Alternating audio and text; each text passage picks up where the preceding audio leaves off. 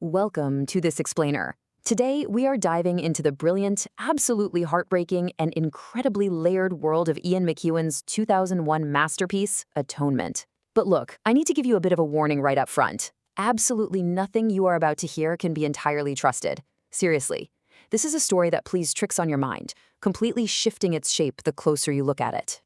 So here is the central question driving this entire narrative.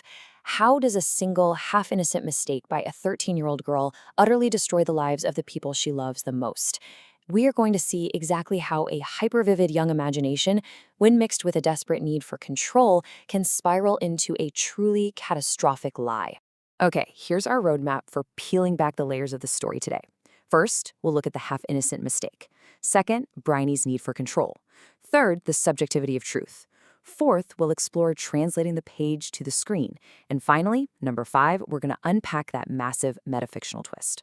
Let's get right into it. Section 1. A half-innocent mistake.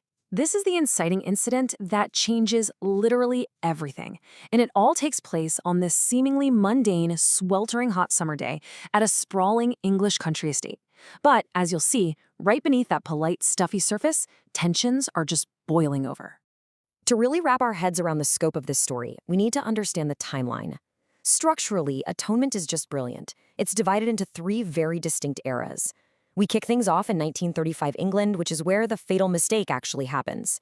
From there, we jump ahead to 1940, plunging straight into the gritty, chaotic reality of the Second World War. We follow the British Army retreating to Dunkirk, while back in London, a young woman is training as a wartime nurse. And then finally, we leap all the way to 1999 London for a really shocking confession. Getting this timeline straight really helps anchor us before we start peeling back all those dense psychological layers. So what actually goes down in 1935? Well, it's a complete cascade of chaos.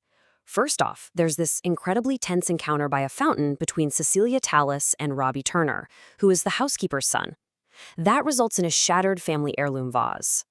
Later on, things escalate big time when Robbie accidentally sends Cecilia a draft of a wildly inappropriate, highly vulgar love letter, and guess who intercepts and reads it? Cecilia's younger sister, Briony. Then, that very night, their 15-year-old cousin Lola is raped out in the dark grounds of the estate. Briony, who didn't even clearly see the attacker, falsely but incredibly firmly points the finger right at Robbie. He gets arrested, and the tragic dominoes just begin to fall. Moving into Section 2, Briony's need for control. We are going inside the mind of a 13-year-old writer, because to really grasp the magnitude of the crime, we have to understand exactly why this young girl made an accusation that ruined so many lives. The novel perfectly describes Briony as one of those children possessed by a desire to have the world just so. She's an aspiring writer, and she is completely obsessed with order. There's this brilliant, very telling scene early on where she's just furiously slashing at stinging nettles with a stick. But in her mind, she isn't just hitting plants. She's executing her uncooperative cousins who ruined her play. She's casting them as villains and, of course, elevating herself to the role of the hero. It perfectly illustrates her childish arrogance and this deep, almost compulsive need to orchestrate the real world to fit her dramatic little narratives. There's a fascinating academic analysis by Emily Rooksby from Eagle Scholar that really illuminates this. Rooksby points out that Briony's entire worldview is shaped by her aesthetic expectations. Because she's basically memorized the blueprints for melodrama and romance, she reduces the actual complex human beings around her to the status of artificial props, just to take the mystery out of them. She can only process chaotic reality by forcing it into a tidy, pre-written narrative of her own design. And tragically, that completely clouds her perception of real, messy, adult events. Which brings us perfectly to Section 3, the subjectivity of truth.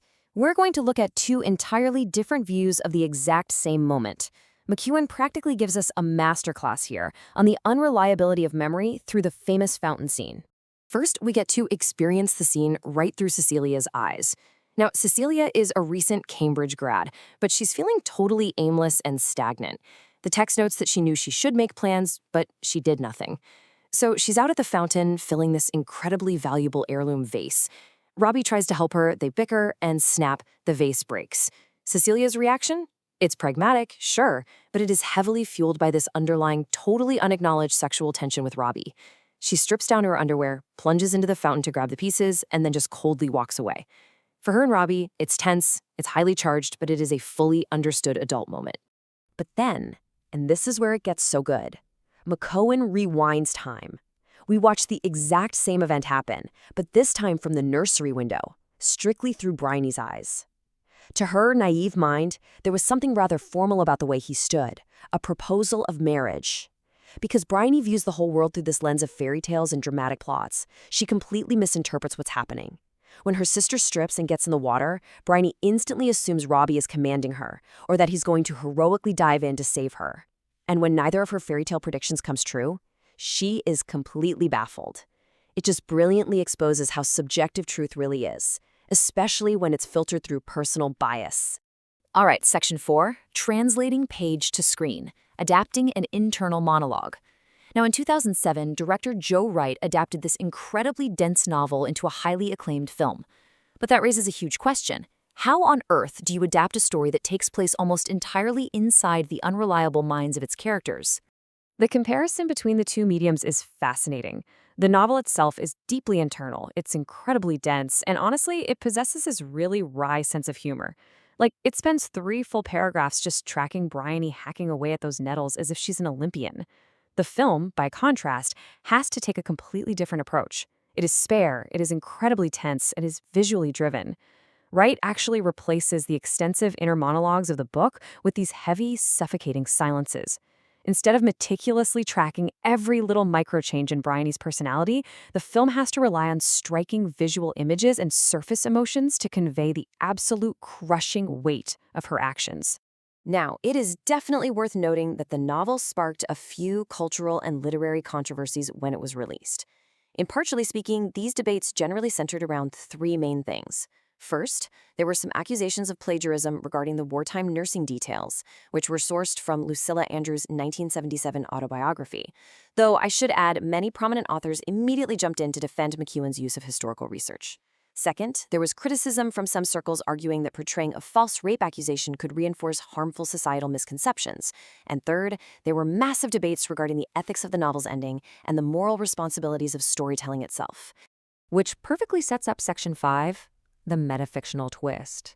This is it, the final layer of the onion. The story suddenly jumps to a postscript set in London in 1999. Briony is now a 77-year-old, highly successful novelist.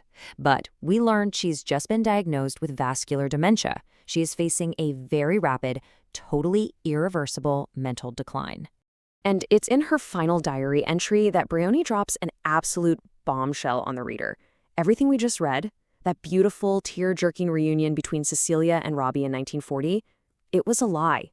The devastating reality is that Robbie actually died of septicemia on the beaches of Dunkirk, and Cecilia was killed just a few months later when a bomb completely destroyed the Belém underground station during the Blitz. That happy reunion the lovers had, it was entirely fabricated by Briony in her novel. What McEwan pulls off here is a complete masterclass in metafiction. If you aren't familiar, metafiction is a literary device where a text purposely alludes to its own artificiality, totally blurring the line between what is truth and what is fiction. By revealing that the entire book up to this point was actually a manuscript written by an elderly, guilt-ridden Briony, McEwan essentially forces us to look right at the immense power and the manipulation of storytelling. Briony, who was an unreliable narrator as a child, simply grew up to become a deeply unreliable author as an adult. But how does she justify it? Briony views her fabricated ending not as a lie, but in her words as a final act of kindness, a stand against oblivion and despair, to let my lovers live and to unite them at the end. You realize that this book was her lifelong attempt to literally rewrite history. She wanted to offer a fictional atonement because out here in the real world, she was simply too cowardly to ever make actual amends with her sister while Cecilia was still alive. And honestly, that leaves us with an incredibly heavy, lingering thought. We've just seen exactly how memory warps, how truth is wildly subjective, and how a storyteller can manipulate reality just to ease their own guilt. So I want to leave you with this question to ponder. Can true atonement ever actually be achieved through fiction, or is it really just another way for the writer to control the narrative? Thanks so much for joining me for this explainer. Keep questioning the stories you're told, and we'll see you next time.